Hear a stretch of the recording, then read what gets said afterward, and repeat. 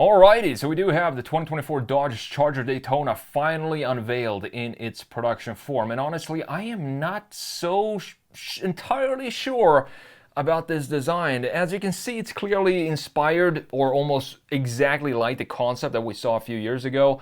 But when you look at this and you compare it to the old Challenger in this case, and this new Charger is a two-door, there are a couple of things that doesn't feel confident with this design. I'm going to let you know exactly what I mean when we compare it from front, side, rear, and the interior in Photoshop in just a minute, the old one to the new one. Before we do that, I do have an announcement. I now have my course Analog Designer Pro Pack on sale for 95% off. In there, I'm going to teach you everything you need to know about design sketching, from what basic tools to use, how to draw circles and ellipses, how to hold the pen to get those smooth designer lines all the way up to marker rendering. And also I'm going to walk you through my two portfolios that got me my first design job, so you can maybe take some inspiration from that. If that's something you're interested in, now is the time to get in on that, because I don't know how long I'm going to keep it at this price. It's only $47 for 11 hours of content. Go and check it out at analogdesignerpropack.com. I'm going to link it down in the description. Before we jump in here to Photoshop, let's have a look at this article from Car and Driver about the 2024 Dodge Charger Daytona emerges as the first electric muscle car. I'm going to link this down below as well. So the new all-wheel drive Charger has up to 670 horsepower as well as drift and donut modes. I'm going to try and go through this pretty quickly because there is a lot to talk about here, and I want to jump into the design part as fast as possible. So we have two trims, the RT with 496 horsepower, and then you have the Scat Pack, which is the 670 horsepower version. It rides on a 400 volt architecture with a 93.9 kilowatt hour battery. Range is about 317 miles for the RT and 260 miles for the Scat Pack. The company's first electric vehicle was designed around the muscle car ethos, and this is a very hard thing to do when you're creating an entirely electric car, to bring in that muscle car vibe. So they put more effort into the performance and horsepower ratings instead of focusing too much on the efficiency and the range estimates. And I do think that is absolutely the right way to go when it comes to a muscle car EV. That's what you want. So next year, Dodge will introduce a max performance SRT Banshee model with an 800 volt system and a 2-speed transmission, as well as Chargers with the internal combustion engines. We're going to have the Hurricane inline 6 to 3 liter coming next year, and I'm really excited to specifically hear what that is going to sound like. So we have 4-door versions also coming next year, and both the RT and the Scat Pack in this case has dual electric motors. Standard peak only applies to the 2024 models, because these are the fully loaded ones for 2024. Next, for the 2025 model years, they're going to reduce the power for both of these models. You can upgrade it to a stage 1 package with 40 extra horses for the RT, and the Scat Pack you can upgrade it to a stage 2 kit with 80 more horsepower. And I do think this is a little bit cheesy. Why not just keep it at the max power all the time instead of having them be options for this car? You have a 350 kilowatt DC fast charging, 20 to 80% in about 28 minutes. And they claim that it goes 0 to 60 in 4.7 seconds for the RT, and the Scat Pack in 3.3 seconds. The old Scat Pack, the internal combustion engine Scat Pack, did it in 3.8 seconds. And honestly, after I've analyzed this design now a little bit, I'm going to say that I would still go for the 2019 internal combustion Scat Pack, even though it is slower. I'm going to let you know exactly why I come to that reasoning in a minute. So the RT is limited to 137 miles per hour. The Scat Pack is slower than the RT at 134 miles per hour for the top speed. It rolls on 20-inch wheels, and here you can see the side view, and this is the view that I have the most issues with when I look at this design. And all 2022's Charger Daytonas also get the track package Brembo brakes. Now the big deal is, how does this sound? It is a muscle car, and I think maybe like 80% of the experience of a muscle car is the noise and the vibration that you get from it. So here you can utilize two passive radiators. The system provides real-time feedback, meaning you can rev it, and is set to match the sound levels of the current Hellcat Charger.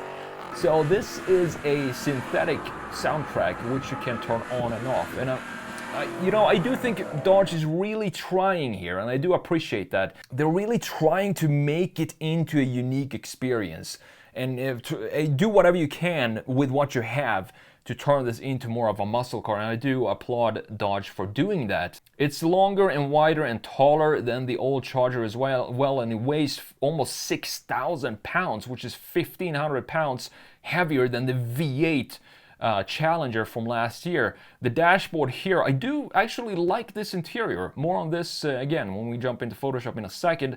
You can either have a 10.3 or 16-inch gauge cluster with a 12.3-inch infotainment screen, as you can see right here. Squared off steering wheel that I actually think looks pretty good. I'd much rather have this than they would put some yoke in there, some crazy stuff. The base price is expected to be just above $60,000 for the RT. So with that said, let's jump into Photoshop here, and we need to talk about this design, because I think you can clearly see what I'm talking about when we have this side by side like we have right here. The thing is, I don't think the new, well, in this case the Charger, have the same, it has nowhere near the same confidence that the old Challenger had. And it's very hard to beat this design, this Challenger right here. One of the best car designs the last 20 years, in my opinion. And I've said this before, but I do think if Dodge were still to sell this for another 10 years, I do think people would still buy it just based on the design alone. That's how good of a design this is. And it's been essentially for sale in this form since 2007. Now looking at the new one here, compare the static feel of the old one. Very geometrical and almost architectural in its approach. A lot of horizontal lines going across the entire body. The hood is very straight as well. And I think the front end looks pretty good on the new one, but look at the distance here, for example. This distance just feels way too long, in my opinion. The proportions look a little strange, and I'm not so sure I want to have this line cutting down here and then creating this line at the bottom, because this also emphasizes this length even more. It just makes it feel like this corner is pushing out from the front fender in a very strange way. You can also see that we have a lot more fluid lines and soft lines in this design with these radiuses here. It's still very horizontal, as you can see, but the overall styling feels more bubbly than the old Challenger. Which is, of course, a matter of taste. But for me, when it comes to these two designs, I would, just look at how cool this looks. And this sort of looks a little weaker. It doesn't have the same angry muscle car face that we have in the original, not the original, but the 2007 starting Challenger. And looking at the side view, this is where it becomes even more strange for me, and where you can clearly see that this is in fact supposed to be an EV, even though it is an inline 6 further down the line. Look at the lines here of this wide body Hellcat that we have right here. Beautiful lines, very simplistic, a nice big chamfer that goes all across the entire length of the car. We also have this greenhouse being very boxy as well, and the biggest deal for me here is if you look at the position of the A-pillar, we're going to compare it in a minute, and look at the trunk design with this clear three box design that we have in the old Challenger. This is what I want to see in a muscle car, in a Dodge specifically, a Challenger. Looks absolutely fantastic. A fat, big C-pillar here as well, which doesn't really help the visibility, but it looks cool. And that is what a muscle car is all about. It's just supposed to look cool, and function comes sort of a secondary priority. Now looking at the new one here, the Charger, first of all, have a look at the position of the greenhouse and just how much smoother this is and how much further back it goes in this case. You can see that this angle here stops almost center line for the rear axle. In this case, we have the same point here, and if we draw a line right here, it stops all the way back here, so it stretches out. This is, of course, a hatchback, which the old Challenger was not. So you can see that it has more of this bubbly EV proportions to it, even though I think Dodge did what they could to turn this into more of a muscle car feel, even from a side view. And you also have, again, this EV hood line, which is this one right here, where it dips way too fast. It goes down too fast in the front end, so it has a lot more organic fluid lines, which is not a bad thing overall. But since this is supposed to replace this beauty right here, I would want to have I wish they would have kept it more boxy and maybe, I mean, more in line with the Challenger that we have right now. Not make any major changes at all to it, because again, this is such a fantastic design. We have the 20-inch wheels in this case, which feels too small for me. Definitely switching these out and also lowering this car. I might do a redesign on this on the Sketch Monkey channel just to show you exactly how I would like to modify this new Charger that we have. Overall, it just has more of this sportback design, and that looks good on some manufacturers, on some specific models. But to me, it just does not suit a Dodge muscle car to have this type of styling, even though, as I said, it's not a bad looking car. Now, looking at the rear end, and this is by far, in my opinion, the best view for the new Charger. It looks very similar to the Challengers and the Chargers that we have, that we're used to seeing. But here you can also see just how much higher up this line, shoulder line goes, the sort of the axles of the rear end of the current Challenger, and how that adds so much muscle onto the rear end of the Challenger, and in addition to the fat C-pillar that we have here, and how much higher up this sits compared to the new Charger. Again, it just doesn't feel as strong as it did in the old Challenger. But the line that we have down here on the side, in this case, in the rear end, I do think I want to have this line. It fits it a lot better in the rear end than it does in the front end, which emphasizes, again, this length that we have from the front axle. Looks way better in the rear. The overall graphics back here is also very cool looking. Pretty much identical almost to the concept version that we saw a couple of years ago, even though now we do have some proper lights inside of this design, as you can see. I want to ask you guys which one you prefer. If you think about a Dodge muscle car, what type of styling between these two do you feel pays the best homage to the original 60s and 70s muscle cars? In my opinion, I think you already know which one I prefer. Now, looking at the interiors here, so this is a very old interior. As I said, the Challenger came out in 2007. The sketches, the official sketches, are from 2006, and then the first model came out in 2007. So this is a pretty old interior, even though they did update it with, for example, the infotainment screen right here, and the materials used. The steering wheel is new. Pretty much a big facelift, and I do believe that was 2015 or something like that, when they changed the LEDs in the front and rear as well. And this is an interior that, for me, honestly, I would not mind have this interior again for the next 10 years. It has everything that I want in an interior. A small infotainment screen. I don't want any bigger than this. That's fine.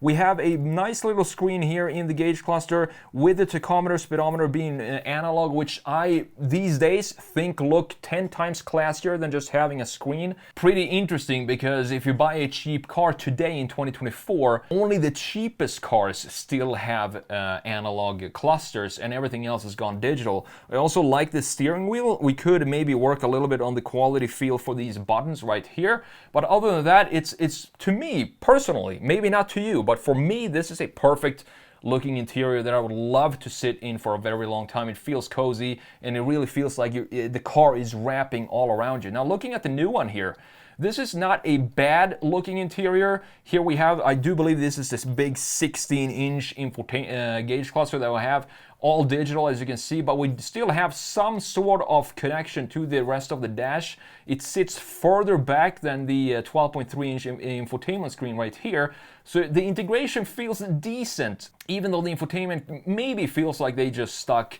a pad here on the dash. It still feels like a cozy interior. I do like the material choices here, different textures and different feel for everything that goes on in the interior. And in addition to that, it also looks like we still have some physical buttons here for the climate. Maybe this is the climate control settings, I'm not sure. And you also have some more buttons down here. So at least they kept some buttons for, you know, to be tactile instead of digitalizing everything. We also have buttons on this squared off steering wheel. Now, some people, as you said in the article, might not like this design of the steering wheel, but I think it looks totally fine. I would not have any sort of problems at all with this steering wheel. So what I think Dodge did here is, I think they did a great job. It feels like, I don't know, it sort of feels like they were just forced to make this car. And they were doing everything they could to bring in this Dodge feel, because Dodge has always been the crazy muscle car among the Chevys, the Ford, and Dodge. Dodge has always been the one that's focused 100% on the muscle car philosophy and the spirit in their cars, meaning that it doesn't maybe take corners too well, but it looks absolutely fantastic and it sounds great, and you can do 152 burnouts in this without any problems. And I do think they took that feel and they did what they could when they designed this new Charger Daytona EV. Even though the proportions specifically on side view, I'm probably gonna make a redesign of this on the Sketch Monkey just to show you further what I would like to see this be when it comes to the styling. But overall, it does not look bad at all, and I do look forward to the internal combustion engine versions that are coming in 2025.